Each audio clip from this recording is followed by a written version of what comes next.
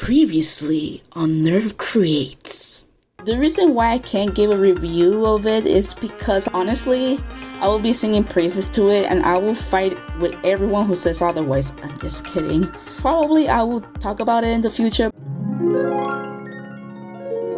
Oh well, would you look at that? I am keeping up to my promises. Or well, maybe it wasn't much of a promise, but I've done it. I am going to give a review of Artfol. Now, I'm going to be as unbiased as possible because like everything else, the app is without its faults, and some are just impossible to ignore. So let's jump straight to the point and start by pointing out the cons. Con number 1, it's buggy as hell. I don't even know where to begin. It has its own subcategories that I could go on and on. First, it takes dear time to load, even with good Wi-Fi. You have to shut down every other app in order to get it working. At least, that's what happens to me. But even so, sometimes I can't see artworks no matter what.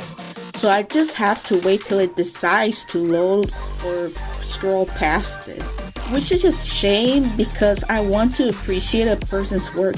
This always happens when I am viewing non-mutual pieces. Other times I can see the thumbnail of the artwork, so to speak, but once I click it, the picture doesn't show. Speaking of going off, Artfol tends to randomly shut down or bring you back to the first page.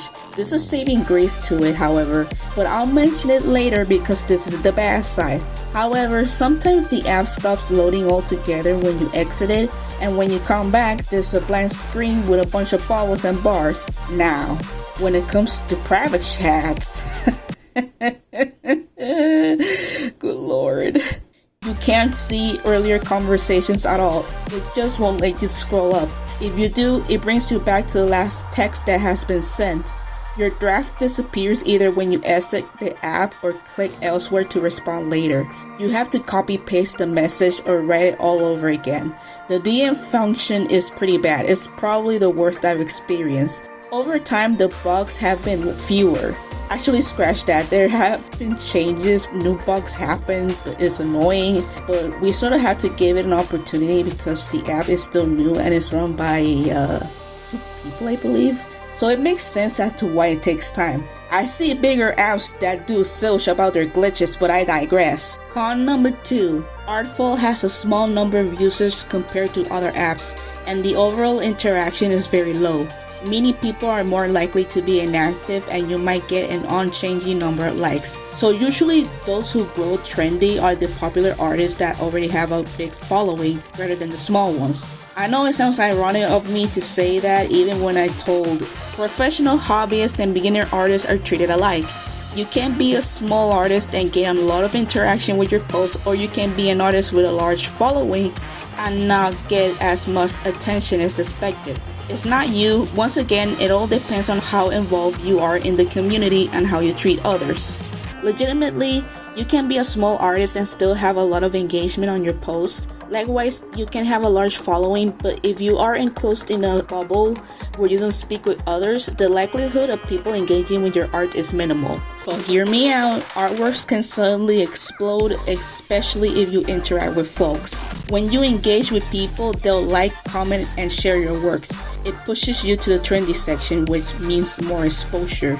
Yes, it signifies that you have to work harder and face frustration when your mutual friends are not online for a while, or when your posts don't surpass a certain amount of likes. You have to keep finding new users to appeal to and maybe promote yourself on other sites so others can join you. Con number 3. Having no algorithm is a major relief for many of us, including myself. But as I mentioned before, since there is a small amount of users in Artfol, then your post does not have a lot of reach. No algorithm is helping you on that. Therefore, you will not get as much attention as you would in places like Instagram or TikTok. You have to work with what you get. I noticed that time zones play an important part with exposure, but it truly varies depending where you live, and it's unpredictable too. Once again, you have to work hard in order to grow. That isn't to say that you have to be a living ad. That's not what the people in this community are looking for. You have to act like a person, be real, be you, don't have high expectations. In other words, you gotta be patient and humble. Con number 4. It's a weaker alternative to DeviantArt and other art center apps. And by weaker, I mean that you will be less likely to get commissions and your art sold in Artfol. You can make commission sheets, and there is a dedicated marketplace for that. You can also promote your products such as crafts, stickers, pins, etc. But most, if not all of us, are artists, and a mass majority of users are minors or college-aged people that usually can't afford to buy, so the customer base is scanned. It's not a good place to have a business, at least not one where you can expect to grow big in no time. But it does a bit better than Ko-fi, let's be super freaking honest. This is not to discourage you to try, I can be wrong as I have seen people in Artfol with businesses and a customer base, but if you want to make it big and push it as your career, you have to be in multiple platforms.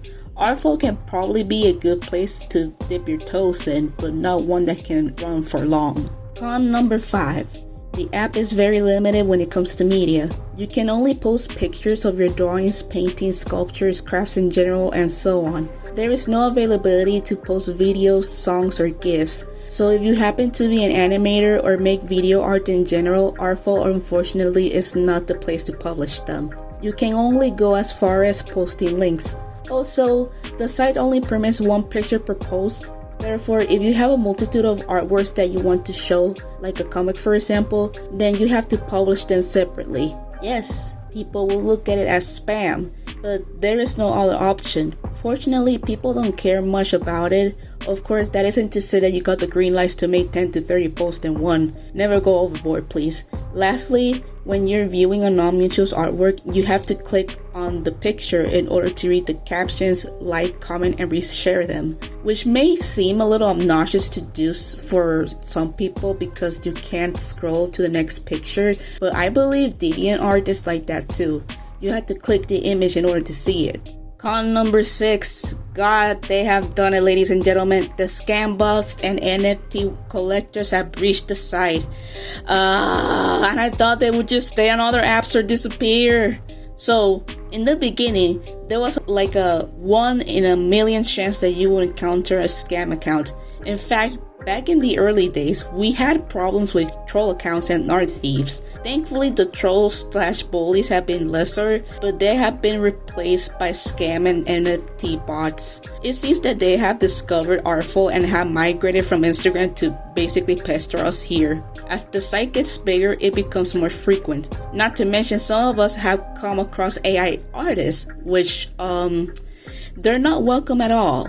But one thing you have to commend is their audacity. Thank God, however, that they don't harass you in comment sections. No, in fact, they go to your DMs and usually they present themselves as art directors or collectors that are looking for someone to commission for an exhibition. Recently, too, there have been some kind of high-end fine art creators that want to use your work as inspiration for their own art, and they will pay you for providing them with the art. They're dead giveaways, but honestly, it makes me sad because they pretend to be customers interested in your art and make promises that you'll have a bigger name, or hell, someone who wants to collaborate with you, but really they're just doing this to screw with you. It's frustrating and depressing when you think about it. The NFT collectors, well, they don't try to hide it at all. They want to purchase your art as an NFT, plain and simple. Honestly, they aren't as annoying or something malicious as the one from Instagram, but it's still irritating. Alright. That's all with the cons of Artfol. Now let's talk about the good things. Pro number 1. Oh my god, the photo quality of every artwork is absolutely crisp, clean, and amazing. I love how every art looks like how they're meant to look, if that makes sense. For example, and I know I keep mentioning this app, but Instagram tends to lower the quality of every picture and crop them randomly. I suppose the cropping is meant to compress the file so it doesn't mess with its speed, but it ends up looking off. In Twitter, well now known as X, gosh, what a dumb name, I can't believe Musk has done that. The thumbnail is very small. You can see the picture in good quality, but it's very small. Here in Artfol, there's no cropping, no compression, thumbnails don't look small, you don't have to zoom over. If the file of the artwork is large, then that's okay, it's gonna look large. If it's small, that's okay too. But they won't sacrifice the quality of it. Even if the page is not loading or it's glitchy, the picture never looks blurred. They prefer that you see nothing rather than discombobulated picture. Sometimes, and this is just my theory, I think that's why the app can be so laggy. It's because they have to compensate for keeping the artworks looking good and withstand larger files. It's trying its best to keep up with making artworks look good. One may think that this is nothing special because DeviantArt and ArtStation also do this kind of thing, but since they're both falling apart, then I gotta praise this. Well, Tumblr is also another site that treats artwork with respect, but still, artwork does it better. Even on their website, which is still in beta mode, the artworks look freaking good. Pro number 2. The overall look of the app is gorgeous. I love its simplicity. The interface is really cute, the color palette is pleasant, and I don't even like pink. Everything is organized into categories. You have the Explore page, the page where they post challenges, and the Community tab, which is where all the text posts are. In the Explore page, they have solid categories for art, whether it's 3D, photography, illustration, portrait, fan art, etc. There's even a small section for hashtag, which is pretty cool. For challenges, there are draw this in your style, challenges that are not DTIYS, which ones are popular, which ones are new, and even those that are ending soon or ended. For the community, there's also a recent and popular category, but above, there's a section dedicated to questions. It's all neatly organized and it doesn't feel overwhelming. You can customize your profile too. You can change its colors, feature your top 3 favorite artworks, and make collections to divide your art into categories. If you upgrade to Prisma, you have extra customization. I don't remember well on what though, but I know that you can get to make your profile look more unique. Admittedly, on a very good day, the app runs smoothly. Pro number 3. Speaking of upgrading to Prisma, while this allows you to not see ads, the app barely shows any on the free version. They don't get in the way of posts and neither do they spam your feed. They're at the very bottom of your screen or at the top, which is a glorious feed because something I really hate about popular social media is how they clutter my feed with ads and sponsorships. I hated them so much. I don't want to see a feed filled with a bunch of strangers. I want to see my friends and mutuals' artworks. What they've been up to with life, what sort of random question or shitpost they're making, that's all I want to see. I'll see a stranger's post on the Explore page. Of course, it's unfortunate that you cannot make an ad/sponsorship of your post because it won't be reached to a larger audience in case you're selling something, but let's be real, ads don't work, they're a waste of cash. I've tried it, but they don't work. Even if your reach is very poor, I don't recommend it. And I'm glad Artfol recognizes the high-key scammy aspect of ads/sponsorships and didn't include it. Of course, you're limited into placing commissions alone, which I don't think at all that is a bad thing. In fact, that's the point. But maybe adding a store to sell your art and crafts would have been nice. Pro number 4. I know I said that it's a bad thing that the app randomly shuts down or brings you back to the first page, but hear me out. It is a good thing when it does the latter. Why? Well, there's no algorithm, no ads in the way, and no sponsorships, which means you can see your friends and mutuals post chronologically. Yep, that means that even if I tune out or the app crashes, I won't miss a post.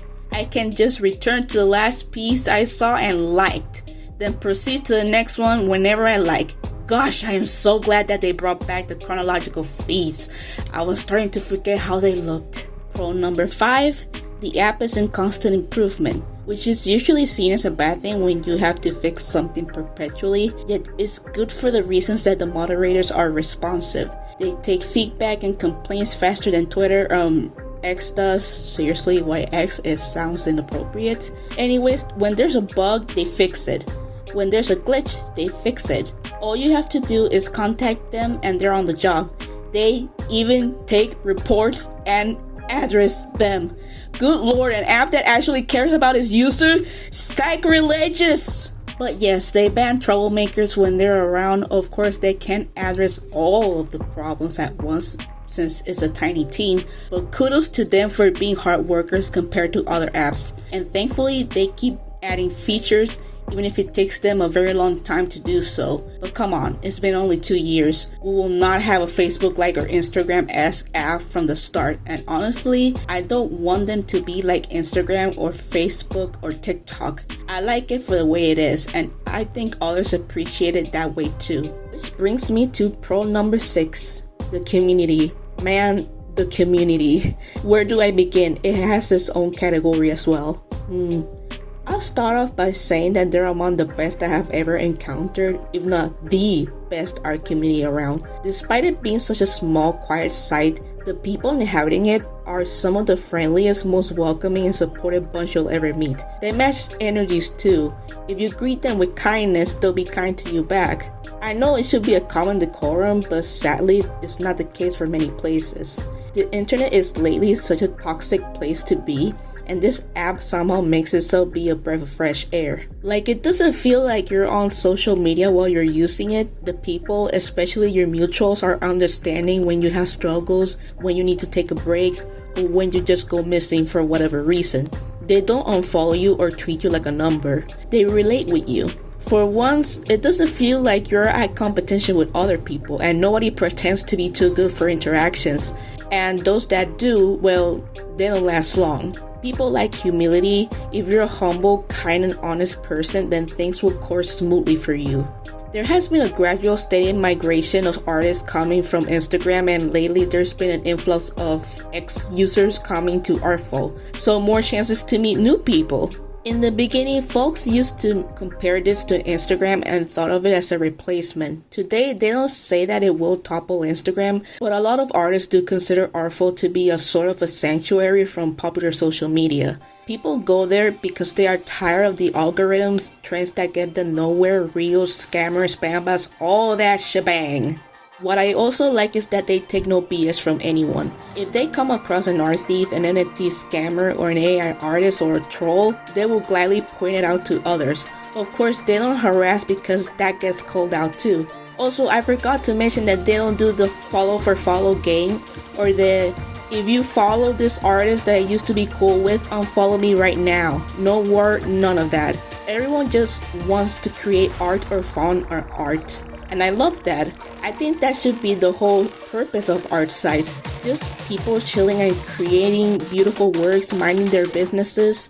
Of course, the community is not perfect. Not everyone is perfect. But trust me on this, you will not find a more wholesome group than this one. They will make you feel at home. So, what are my overall thoughts on Artfol? I don't think it is meant to replace Instagram, TikTok, Facebook, X, DeviantArt, or any other major social media site. It is too small to be a substitute. However, it is a good alternative if you want something more stress-free. You have to put in the work in order to grow, and it's not by posting consistently. No, it's by engagement, by actually being a person rather than a brand. Artfol might be a death nail for influencer culture. Don't even think about it. People are more uplifting over there than any other site because they are understanding of the burdens. We are all tired of being stomped on, not just by other people but by the AIs as well. Each time we get less respect. Thankfully, Artfol has provided that safe space for many artists. It's not perfect at all, but it is worth it. If I were to rate it from 1 to 5, I would say it's a 4 out of 5. The bugs are its biggest negative points, so much so that some people have quit the app or were unable to join because of them. But man, the reason why I rate it so highly is because the community just exceeds the bad. It makes you forget the faultiness of the site, or at least tolerate them. So I would say that it's definitely worth joining if you're an artist, or a non-artist too. People seem to forget that non-artists can also join the app. Literally, it welcomes all, as long as you're a decent individual. And that is all I have to share for today. I probably wasn't unbiased enough because this comes from an artist who's burned out from popular social media, but I might be wrong. Let me know your experiences or thoughts down below. Am I wrong about Artfol? Do you think it's better or worse than other sites? I would like to see what you think. But anyways, thank you so much for making it at the very end of the video.